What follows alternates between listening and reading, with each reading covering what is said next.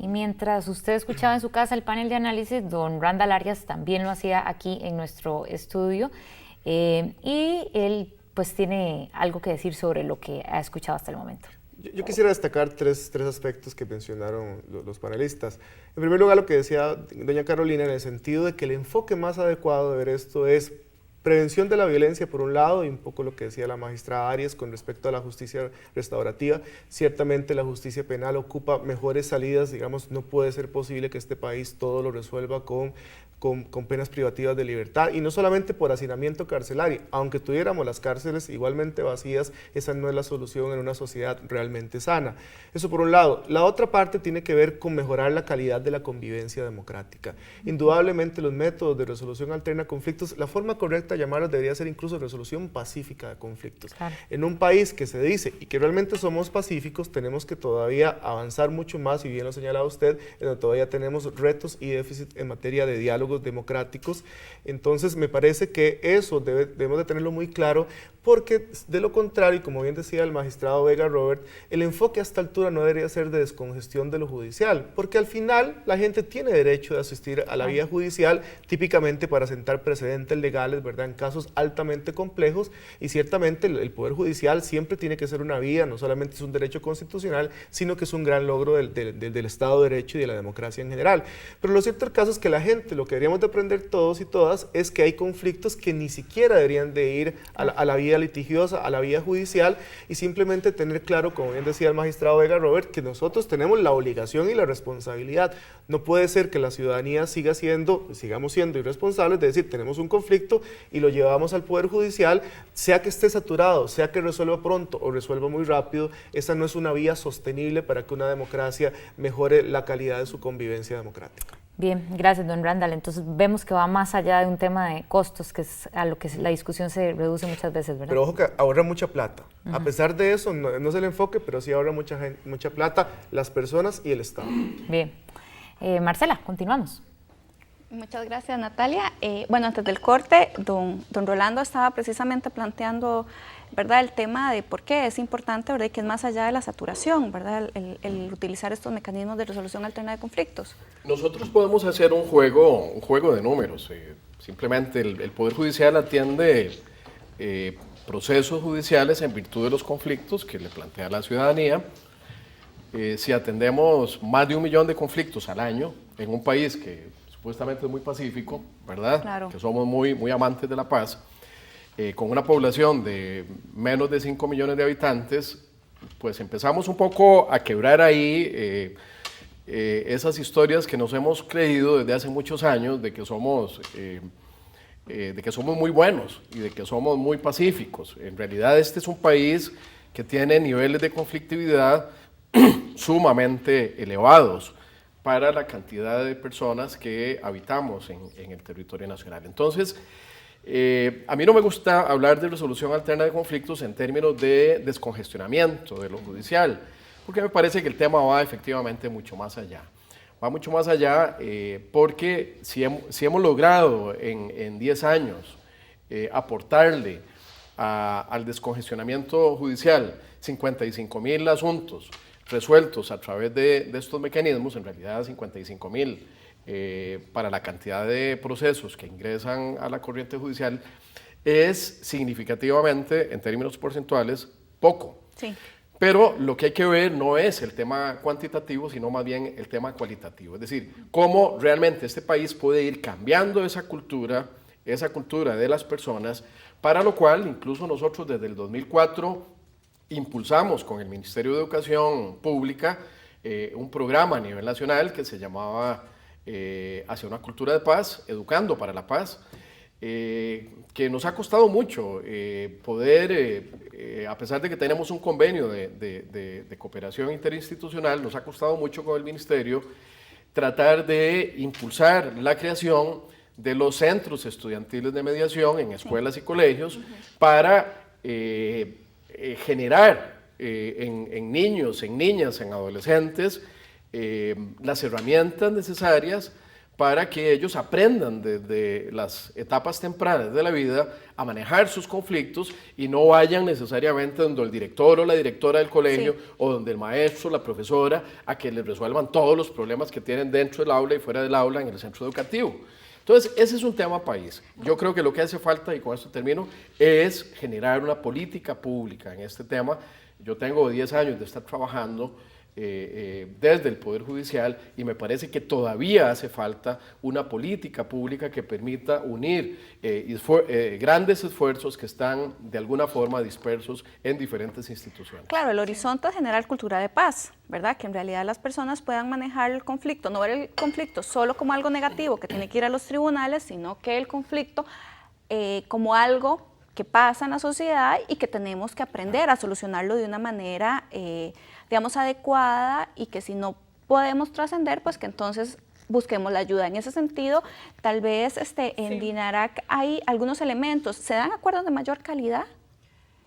O sea, hacemos un acercamiento bastante más al nivel ciudadano, digamos, más desde el enfoque, porque quienes están ahí en casos de justicia, a diferencia de la vía judicial, son justamente personas de la comunidad que funcionan o hacen un rol de voluntariado en muchos de los casos, como para aportar justamente en sus pares, por así decirlo. Y un poco acotando lo que decía el magistrado, que lo comparto en bastante medida, es la preocupación nuestra de no solo ese tipo de conflictos, sino, por ejemplo, el dato que daba el Estado de la Nación del 2012 como el año de pico de conflictividad social, con una manifestación de más de 738 conflictos de manifestación comunitaria con una gran incidencia a un montón de personas. Y entonces, de ahí el enfoque que planteaba anteriormente Randall, que esta gestión se ha planteado de entrarle a esos conflictos de mayor incidencia con dos efectos. Por un lado, aprovecharlo como una oportunidad y demostrar a partir del modelaje que es posible encontrarnos y dialogar sobre los grandes conflictos, y no promover esa cultura de evitar, sino más bien de enfrentar desde la construcción comunitaria. Y lo otro es, por supuesto, como articuladores de las bases de lo que puede ser una mejor cultura en los casos de la población adolescente, infantil y adolescente, para el cual el Vicepaz también tiene todo un planteamiento a través de los centros cívicos. Sí, claro. Y doña Doris, en realidad Justicia Restaurativa es un gran ejemplo en este sentido de cómo involucrar, ¿verdad?, a la comunidad, a víctimas y a las personas que están en ese momento. Realmente usted en el bloque pasado dio algunos elementos de cómo ha funcionado, ¿verdad? Entonces, ¿qué podría decir de Justicia Restaurativa que sea, digamos, muy positivo y que sea un desafío para instaurarlo? Porque tengo entendido que no está en todo el país, ¿verdad? Bueno, como esto es un programa innovador, comienza precisamente como un programa piloto en el Poder Judicial. Tenemos que recordar que la materia penal ha sido una materia negada por siempre a la posibilidad de solución alterna de conflictos. La violación de derechos fundamentales en el caso de los delitos son muy grandes, porque siempre que nosotros tenemos un delito, tenemos también una correlativa violación a un bien jurídico protegido, que es un elemento fundamental de la convivencia pacífica. Cuando nosotros hablamos de un hurto, hablamos de un robo, hablamos de una conducción temeraria, estamos hablando también de una violación de derechos fundamentales frente a las víctimas que han sido precisamente ofendidas en los casos. Entonces comenzamos poco a poco trabajando, rompiendo paradigmas tradicionales de solución de conflictos y señalando que es posible también esa vía de diálogo, esa vía de pacificación puede abrirse también aún en esos conflictos más fuertes, o en esos conflictos de violación de derechos fundamentales. Podríamos abrirnos y comenzar a irradiar esa cultura de paz también. La justicia restaurativa ha crecido desde el primer programa piloto. Hoy tenemos ya no solamente esto, sino tenemos uno en Heredia y otro también funcionando en Escazú, y la idea es crecer en otros circuitos judiciales, fundamentalmente creemos que la democracia se hace, como lo señalaba el colega anterior, la democracia se hace precisamente hablando, se hace precisamente interviniendo todos en una reunión restaurativa en la que nos sentamos todos al mismo nivel a solucionar por medio de una persona, que en este caso es una facilitadora o un facilitador judicial, y resolvemos el conflicto. Pero hemos ido a más. Y entonces teníamos algunas cosas que estaban pendientes y que el país no había intervenido ampliamente, como por ejemplo es el caso de los tribunales de tratamiento de drogas. En estos casos, claro, personas que son consumidoras de drogas y que a su vez han cometido delitos, nosotros logramos a través de duplas psicosociales intervenir para trabajar el problema del abuso de drogas y la comisión de delitos. Y ya tenemos, por ejemplo, 12 personas que tienen más de 14 meses de estar trabajando en programas de tratamiento de drogas para rehabilitarse, pero también para buscar nuevas oportunidades de reinserción social y de reintegración al tejido social. Claro, porque por supuesto que eso es básico, porque nada hacemos con que estén en la cárcel, ¿verdad? Si después igual fueran a la cárcel y salen, ¿qué van a hacer? Con la hoja de delincuencia manchada, nadie les da trabajo y ese tipo de cosas, que es, digamos, un poco el enfoque que tengo entendido que ustedes les están dando, ¿verdad? Una lógica muy distinta del trabajo. Sí, básicamente de lo que trabajamos es de la humanización. Sí. Cuando nosotros hablamos de que hay un delito, nosotros tenemos que observar que se desconectan muchas cosas dentro de la sociedad. Sí. Y esa desconexión dentro de la sociedad viene desconexión por parte del imputado, desconexión por parte de la víctima que no estaba en muchos casos esperando ser ofendida en un delito, y desconexión de la comunidad. Entonces lo que tratamos es de conectar todas esas partes que fueron desconectadas, como les digo, tratando de que el tejido se reintegre nuevamente. Una víctima, por ejemplo, que es víctima de un delito de hurto, que caminaba tal vez por la universidad, no estaba pensando que ella iba a ser víctima del delito. Claro. Y entonces a ella le generan una serie de sentimientos, trabajamos sobre la base de los sentimientos, le preguntamos a la víctima cómo se siente. No solamente que le vamos a aplicar una sanción a una persona, sino que tenemos que hablar también con la víctima, saber cómo se siente, cuáles son sus necesidades, y a partir de las necesidades tanto de la víctima como lo mismo le preguntamos al imputado, porque confrontamos al imputado con la producción de daños que él hizo en relación a la víctima, y confrontamos también cómo la comunidad resultó dañada. Entonces, frente a esa confrontación que implica sentimientos e implica señalar que la gente se sintió mal, que se sigue sintiendo mal y que tiene que ser sanada. Entonces trabajamos sobre esa base y creo que es muy humano, porque muchas veces, como dije, solo dictar el derecho no soluciona un conflicto, y solo dictar el derecho tampoco es suficiente para solucionar un conflicto como debe ser. Sí, claro.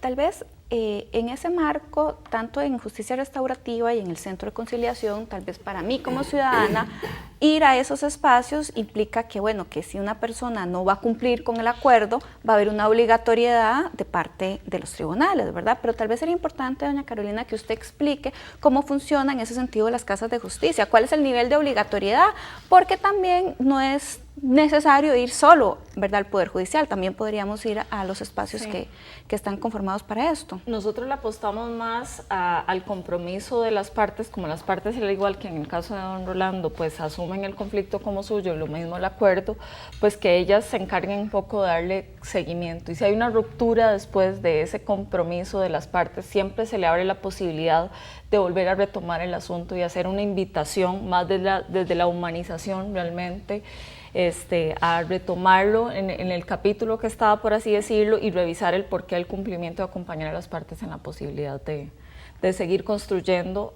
para que sea un poco más sostenida la solución, por supuesto. Perfecto. Y tal vez, para ir cerrando, don Randall planteaba que uno de los grandes desafíos acá en el tema es la falta de formación y de sensibilización con respecto a qué es lo que esto significa. Me gustaría que tal vez de una manera como sucinta nos explicara, digamos, don Rolando, para empezar, qué es lo que hace, digamos, el Centro de Conciliación para sensibilizar con respecto a esa nueva forma de resolver conflictos. Los jueces conciliadores lo que tratan de promover a través de las políticas institucionales, de los objetivos estratégicos institucionales, es la devolución del conflicto a las partes, como lo decíamos anteriormente. ¿Qué significa esto? Que el rol del juez en el Centro de Conciliación es un rol completamente distinto al rol normal del juez de la causa, del juez del proceso. ¿Por qué es un rol distinto? Porque el juez, el rol que cumple en el Centro de Conciliación es el de facilitar el diálogo, facilitar la negociación de dos partes que están en conflicto para que puedan llegar a construir juntas un acuerdo, y ese acuerdo tiene la gran ventaja de que tiene el mismo valor que una sentencia judicial, claro, porque es un acuerdo construido importante, incluso de la mano de un juez de la República. Ese juez de la República tiene todas las competencias legales y todas las competencias institucionales para no solo asesorar de alguna forma a las partes en los aspectos de legalidad, sino también para homologar el acuerdo y que pueda ser ejecutorio de forma inmediata. Esto es muy importante porque, bueno, a pesar de todos los esfuerzos que se hacen de comunicarle a la ciudadanía las ventajas que tiene la aplicación de los mecanismos de resolución alterna de conflictos, a veces la cantidad de personas que asisten a las diligencias de conciliación no es la que nosotros esperamos, pero cuando convocamos a 100 partes o a 100 conflictos, ¿verdad? Asiste el 50%, y del 50% que asiste, el 91 o 92% sale con una sonrisa de oreja a oreja, bueno, porque han logrado alto. construir un acuerdo positivo. Claro. Entonces quiere decir que el gran esfuerzo tenemos que intentar concentrarlo en aumentar ese 50% de la comparecencia de ambas partes a las diligencias de conciliación. Si logramos aumentar ese 50%, pues vamos a aumentar también la cantidad de casos resueltos. Y hay algo muy importante, que a partir de la construcción de un acuerdo, muy probablemente, esas partes que en algún momento estuvieron involucradas en un conflicto no lo volverán a estar el día de mañana. Y si lo vuelven a estar, el abordaje a ese conflicto va a ser totalmente distinto, porque hay todo un aspecto de formación, de culturización, que es lo que pretendemos a través de la intervención del Centro de Conciliación. Bueno, muchísimas gracias, doña Doris, don Rolando y doña Carolina. Esperamos que con este programa hayamos podido abonar un poquito en esa construcción de la cultura de paz que tanto necesitamos. Les damos a ustedes en sus casas las gracias por habernos acompañado y las esperamos la próxima semana con el análisis de algún tema de interés nacional o internacional.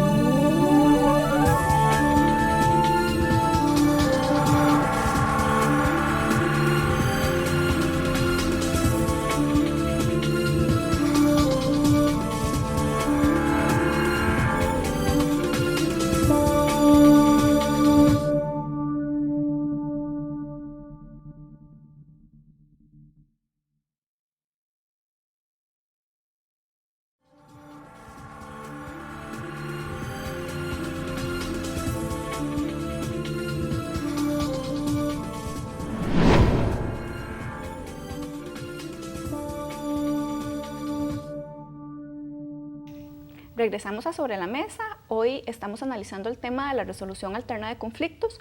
Para esta segunda parte vamos a contar con la presencia de doña Doris Arias Madrigal, magistrada de la Sala Tercera, don Rolando Vega Robert, magistrado del Centro de Conciliación del Poder Judicial, y doña Carolina Hidalgo Herrera, directora de DINARAC del Ministerio de Justicia y Paz. Muchísimas gracias por su presencia.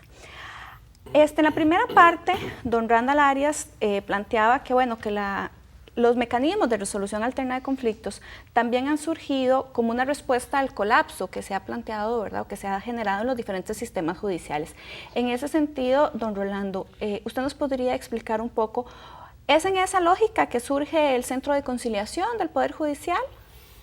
Bueno, muy buenas noches. Un placer estar sobre la mesa compartiendo con usted, Marcela, y con mi compañera Doris y con Carolina Hidalgo. En realidad yo creo que es una de las diferentes justificaciones que pueden existir en torno a la resolución alterna de conflictos en Costa Rica. Sin lugar a dudas, el Poder Judicial en los últimos años ha venido teniendo problemas cada vez más fuertes de ineficiencia, de retardo en la solución de los conflictos que plantea la ciudadanía en los diferentes órdenes jurisdiccionales, y el hecho de que el Estado y el mismo Poder Judicial se interesen en, de alguna forma, devolverle el conflicto a las partes para que ellas sean las que busquen las alternativas de solución, pues es una manera no solo filosóficamente de plantearnos la propiedad del conflicto, que no es del Poder Judicial, no es del Estado, sino que es de las personas, ¿verdad? Esa devolución me parece que es importante entenderla. Y el otro aspecto es reconocer que hay algunas disfunciones dentro del sistema judicial que pueden ser mejoradas a partir de la intervención de las partes mismas en la solución de sus conflictos, y con eso generar de alguna manera alguna disminución en la congestión de la gran cantidad de asuntos que ingresan diariamente, mensualmente y anualmente a los tribunales de justicia.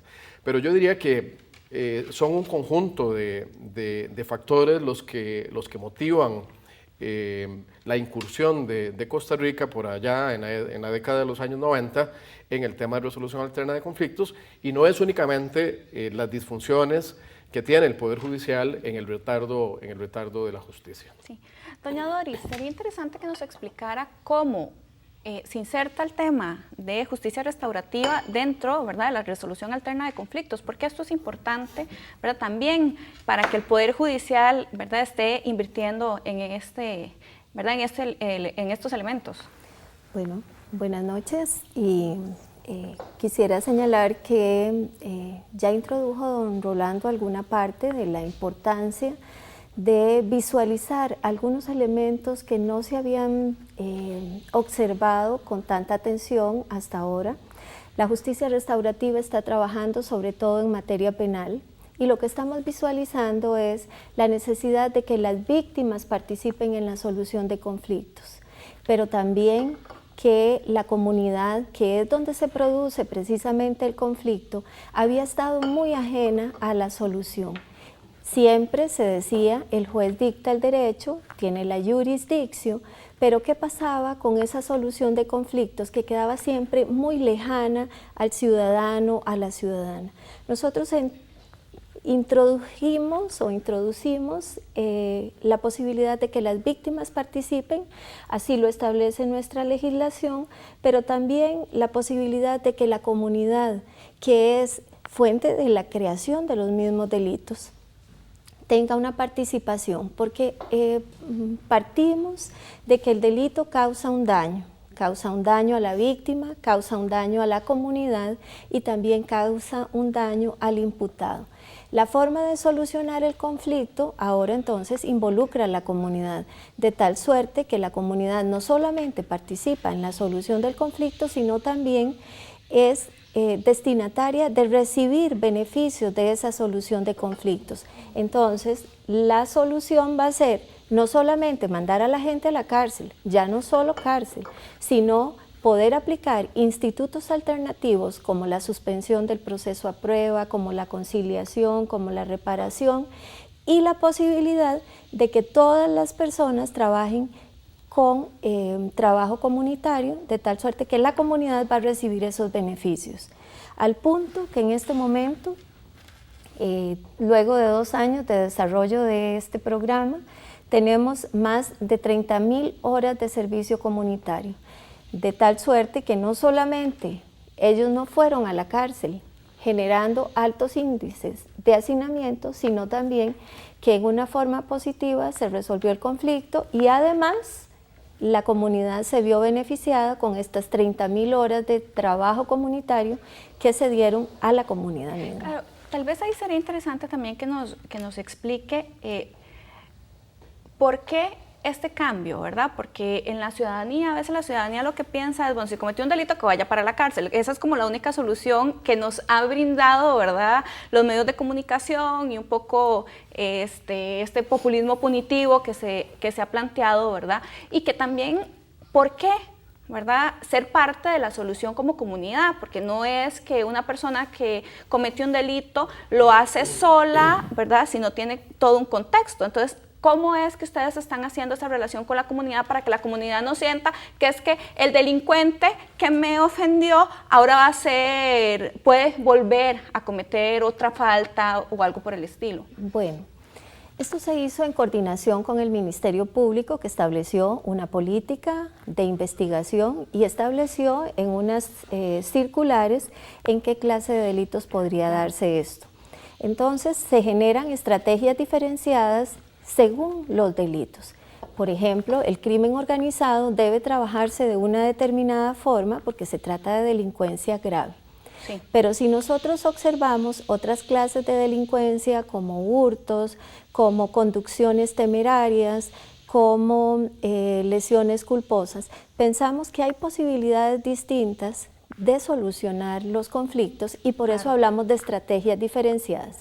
El Ministerio Público estableció entonces que en aquellos delitos en que la persona sea primaria, cuyas penas privativas de libertad no sean mayores a 3 años, podemos aplicar justicia restaurativa. Entonces, no es una alcahuetería, no es una parte que nosotros vamos a decir, bueno, entonces las personas van a seguir haciendo lo que quieren.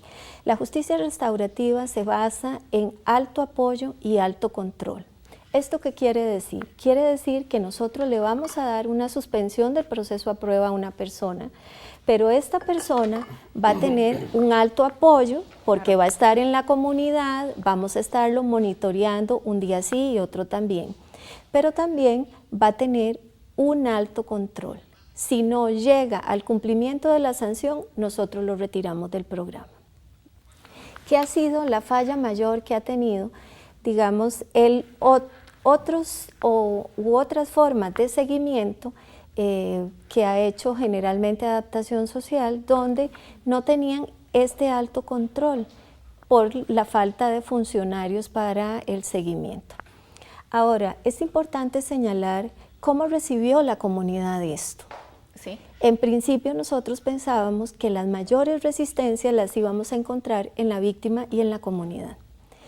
Y recibimos una sorpresa muy grata porque en este momento tenemos más de 200 redes comunitarias en adultos. Si hablamos de personas menores de edad, tenemos más de 300 redes comunitarias trabajando en penal juvenil. Sí. Entonces, esto lo que nos hace ver es que la comunidad tiene una gran receptividad. Tenemos ONGs relacionadas con servicios públicos, tenemos también instituciones del Estado recibiendo beneficios de personas que podrían estar en la cárcel gastando recursos, pero ahora no están gastando los recursos, sino que todo lo contrario, están recibiendo más bien beneficios, sí, haciendo algo proactivo, con un proyecto de vida también para la persona imputada y un proyecto para la víctima. Sí, claro. Doña Carolina, ¿y cómo se inserta, digamos, la Dirección Nacional de Resolución Alterna de Conflictos, ¿verdad?, en esta dinámica? Porque claro, aquí estamos hablando con los dos panelistas anteriores del Poder Judicial, ¿verdad? Pero con usted estamos hablando del Poder Ejecutivo. Bueno, Dinarac, ¿cómo juega en este juego?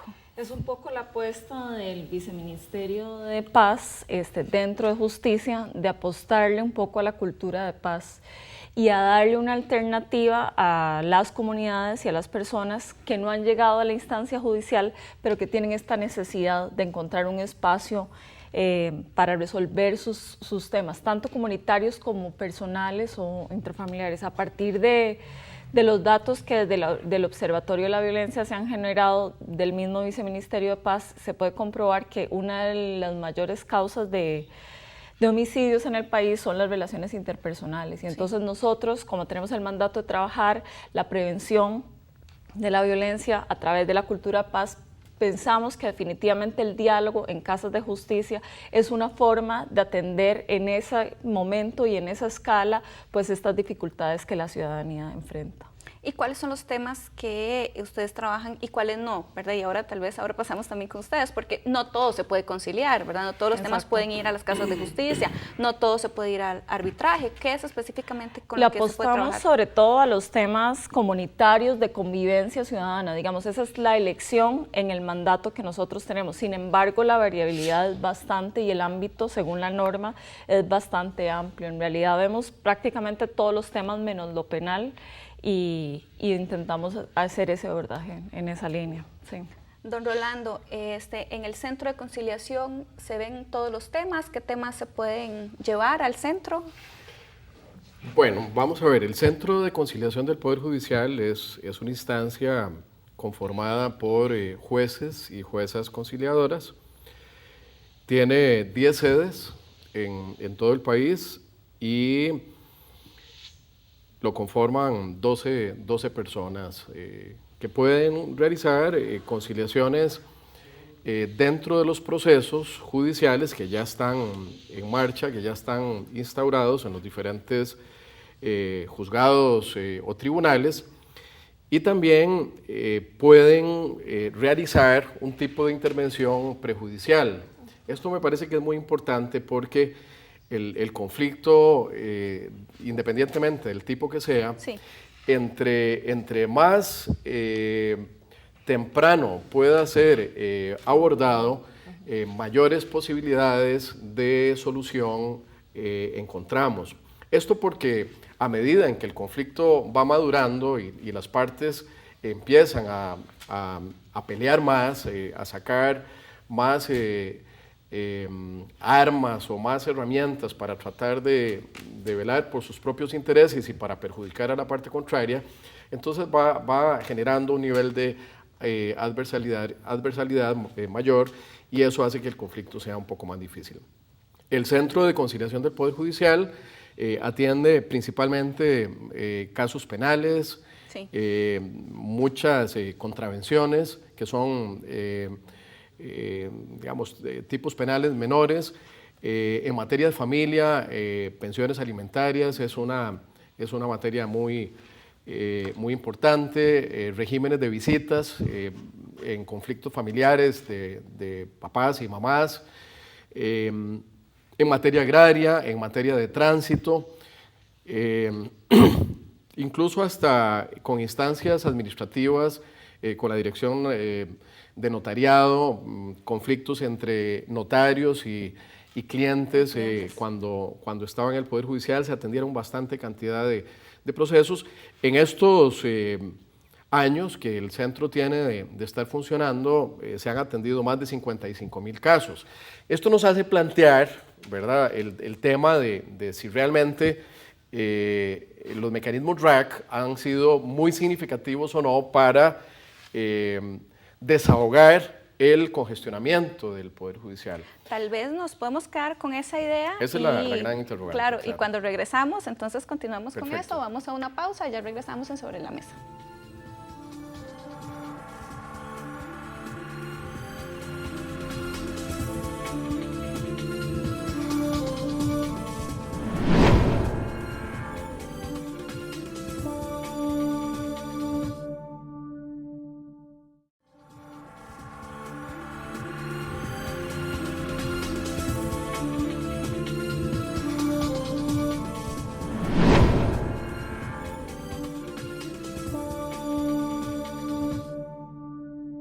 Continuamos en la conversación de hoy con el director ejecutivo de la Fundación para la Paz y la Democracia, FUNPADEM. Hablábamos de cuáles eran los avances que ha tenido el país en materia de RAC y podemos entonces referirnos a cuáles son los desafíos, los temas pendientes que le quedan al asunto. Hay varios y en varios niveles, digamos. Uno está en el ámbito formativo. Hay que mejorar hay que mejorar la calidad de la oferta formativa en materia de resolución de conflictos, tanto en negociación, mediación, conciliación. Probablemente en materia arbitral yo diría que en general está bien. Como siempre he dicho, un buen abogado formado en aspectos procesales y sustantivos fácilmente podría ser un buen árbitro. ¿A quién le corresponde la formación? En general, una de las virtudes precisamente de la ley RAC, y en general como son los países más avanzados, la demanda crea su propia oferta en ese sentido, así es que hay, digamos, centros privados en general que se dedican, pero yo quería destacar en la formación universitaria, en donde sí todavía tenemos un déficit importante. En general, si usted identifica las escuelas de derecho, la formación, básicamente todavía algunas facultades de derecho llegan a tener apenas un curso muy elemental en muchos casos para formar a los abogados y abogadas en materia de resolución alterna de conflictos, lo cual es un gran reto porque incluso el artículo 11 de la ley RAC obliga a que todos los abogados tienen el deber ético de hacerle ver a sus clientes la posibilidad de usar los métodos alternos como una mejor forma de solucionar. Entonces es algo muy elemental. Si el abogado o abogada no conoce bien los métodos alternos, no puede asesorar adecuadamente a las partes, y ahí sí quisiera señalar con mucha franqueza de que es una tarea pendiente más que para las universidades, que sí lo es, especialmente para el Colegio de Abogados, en donde debería ser una cruzada muy intensa para formar adecuadamente a sus agremiados para que asesoren correctamente a las partes en conflicto. Entonces, eso, y no solamente en las escuelas de derecho, porque esto no es un tema solamente de abogados, en los cuales indudablemente los abogados tienen un papel muy importante, sino en general en la formación profesional, incluso por ejemplo en los gerentes de recursos humanos, en las carreras de psicología, de ciencias políticas, todavía hay un conocimiento muy elemental y cursos demasiado básicos al nivel de desarrollo que tiene el país. Eso, digamos, en la parte estrictamente académica. Luego, como usted bien señalaba, en la oferta formativa abierta, todavía cada vez más hay oferta, digamos, especializada, pero lamentablemente todavía usted encuentra cursos que son esencialmente los mismos cursos que estaban cuando algunos de nosotros iniciamos hace ya 20 años, ¿verdad? Entonces falta una evolución, digamos, y ser más exigente en que la capacitación sea cada vez más especializada. Por ejemplo, no es lo mismo formar a alguien que va a intervenir en un conflicto penal, digamos, en materia de víctima-ofensor, que si usted va a formar a alguien para conflicto vecinal o comunitario, o si va a formarlo para que intervenga en conflictos de familia o en conflictos laborales. Entonces usted a veces o en general encuentra que son cursos muy idénticos, si no idénticos, ¿verdad? En donde tiene pocos módulos especializados y todavía hay que avanzar sustancialmente eso en el ámbito formativo. Señalaba, digamos, además hay una parte también educativa. La ley RAC establece en el artículo primero una visión filosófica extraordinaria en el sentido de que le da al Estado la obligación de formar a las personas en la educación para la paz y la cultura de paz, y aunque si bien es cierto el Ministerio de Educación ha avanzado para incorporar en educación cívica el tema de la formación en solución pacífica de conflictos, eso no alcanza, digamos, como un temita ahí, digamos, si se quiere de lado, hay que ser mucho más fuertes, y termino diciendo que en materia de escuelas y de colegios, y principalmente el rol de los profesores y profesoras, modelando la conducta en aulas pacíficas, digamos, tenemos que crear mayor capacidades desde la escuela y especialmente desde los colegios, para que desde jóvenes salgan personas, digamos, más afines o más propicias para la solución pacífica de conflictos. Leía por ahí, eso es a nivel formativo, quiero que mencionemos otros desafíos a otros niveles, que un informe del PNUD, en Desarrollo Humano, hizo un análisis de las actitudes de los costarricenses hacia los conflictos y las formas en que los resolvemos. Me llamó la atención que hay altos niveles de desconfianza. El 80% de la gente cree que la gente se ha vuelto muy conflictiva y que es mejor no meterse con nadie, y también de postergar los conflictos, ¿verdad? Que eso es una actitud ya típicamente del costarricense. Un 40% de las personas dijo que no resolvía sus problemas, y que cuando lo hace principalmente por la vía del diálogo y de la comunicación. ¿Qué piensa usted de estas números? Bueno, permítame decir, precisamente ese capítulo me tocó a mí hacer la investigación del informe de PNUD, y ciertamente fue un estudio muy valioso y que daba datos bien interesantes que parecerían contradictorios en primera instancia. la gente, digamos, en general hay una sensación creciente de que este país se ha vuelto cada vez más conflictivo. Y hay sectores que quieren demostrar, aunque no sea cierto, que este país es cada vez más violento y más conflictivo. Lo que sí me parece es que hay un creciente nivel de desconfianza. Es interesante porque la disposición al diálogo es muy alta. Usted le dice, la gente se ha vuelto más conflictiva, sí, pero usted está dispuesto a utilizar el diálogo, mayoritariamente la gente está de acuerdo.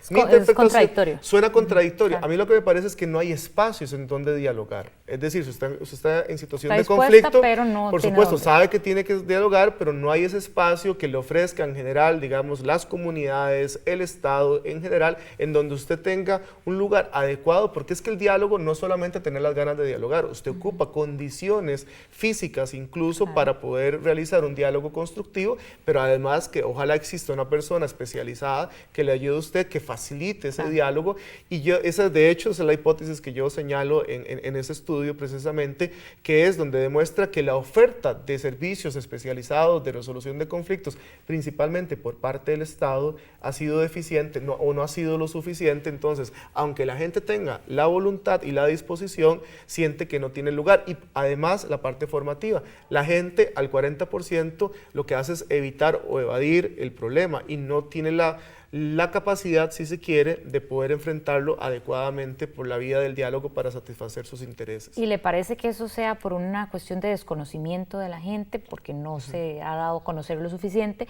o porque la capacidad instalada no es todavía la que se esperaba? Por eso, creo que es un lastre, digamos, de socialización y educación, repito una vez más, desde escuela y colegio, porque si la gente, obviamente, solamente muy pocos, pues tenemos el privilegio, finalmente, porcentualmente, ir a la universidad, no nos forma, probablemente no tendremos la alternativa, incluso los profesionales, de tal forma que si usted no sabe que existen mecanismos como la mediación, la conciliación, eventualmente el arbitraje, usted sabe que tiene la necesidad de dialogar y resolver el conflicto pacíficamente, pero usted no tiene las capacidades y las competencias individuales, y además, y aunque no las tuviera, tampoco sabe necesariamente que hay un lugar, un espacio, como por ejemplo las casas de justicia, el Ministerio de Justicia, en donde usted puede ir gratuitamente para que le ayuden a solucionar ese conflicto. Entonces, hay un elemento de educación, pero hay además un elemento de promoción. Y quisiera destacar también, porque no quiero perder la oportunidad para enfatizar, que el Estado tiene que abrir más espacios y el Estado tiene que empezar a demostrarle a la gente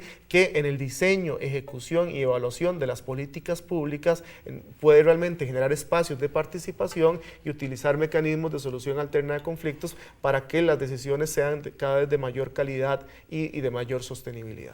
Se nos fue el tiempo, don Randall, pero le agradecemos mucho esta primera intervención. Más adelante tiene derecho a réplica para referirse a alguno de los temas que conversen en el siguiente panel. Los actores que les trajimos hoy y que conversarán con Marcela Piedra en el próximo bloque de Sobre la Mesa. Vamos a hacer la pausa respectiva y ya venimos.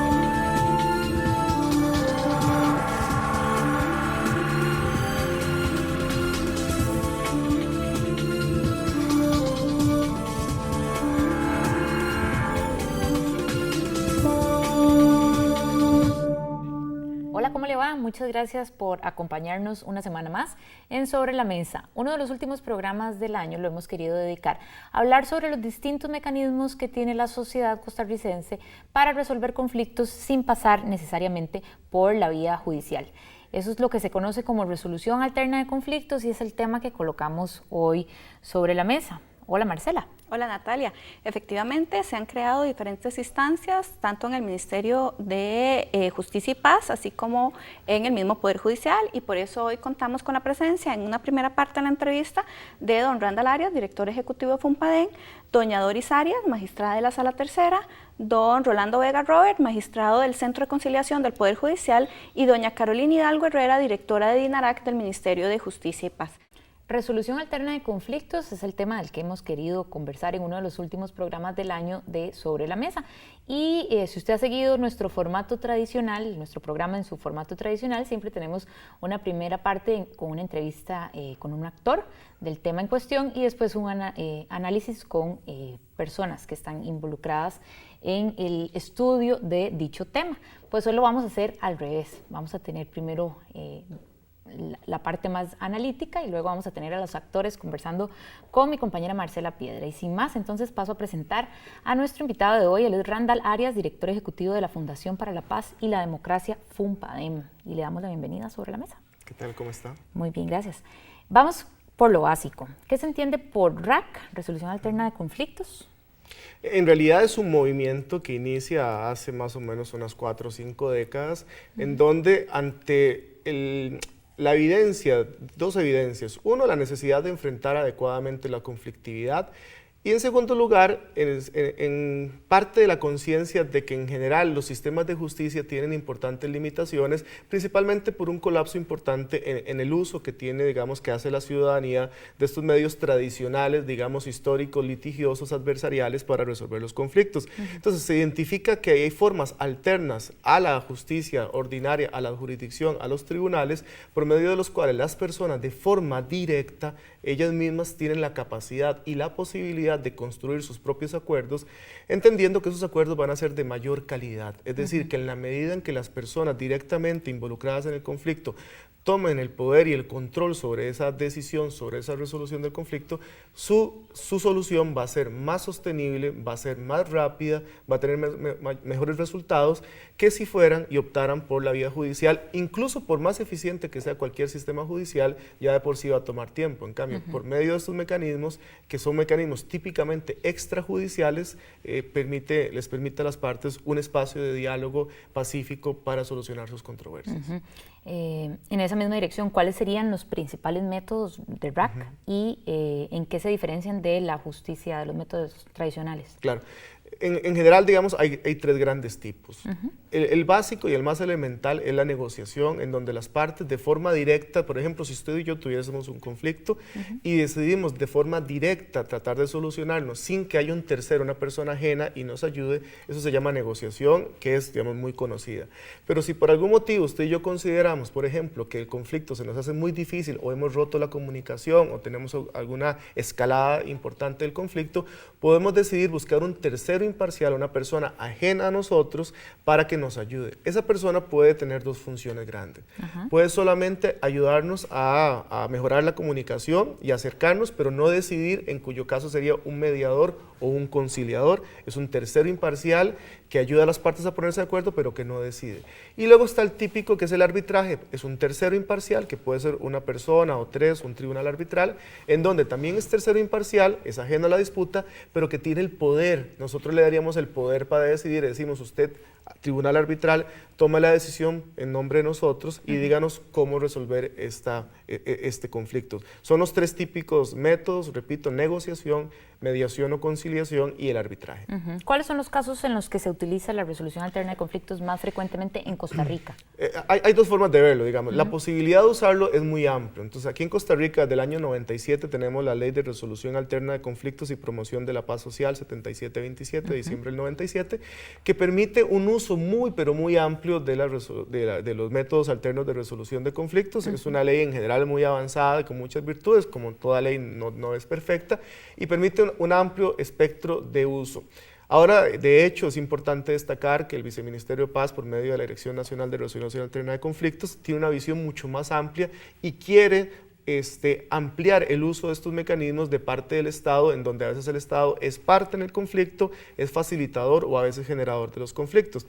Ese es hacia donde debemos movernos. Sin embargo, hoy por hoy todavía Costa Rica en general, en términos extrajudiciales, es decir, fuera de las cortes, La mayor cantidad de los conflictos que se manejan por medio de mediación o de centros privados de resolución alterna de conflictos es en materia de consumo, en el famoso PACO del Ministerio de Economía y Comercio, que recibe una enorme cantidad de casos por miles, por decenas de miles anualmente. En segundo lugar, la mayor cantidad de casos, alrededor de 3.000 al año más o menos, es el Ministerio de Trabajo, que es un extraordinario trabajo con pocos recursos.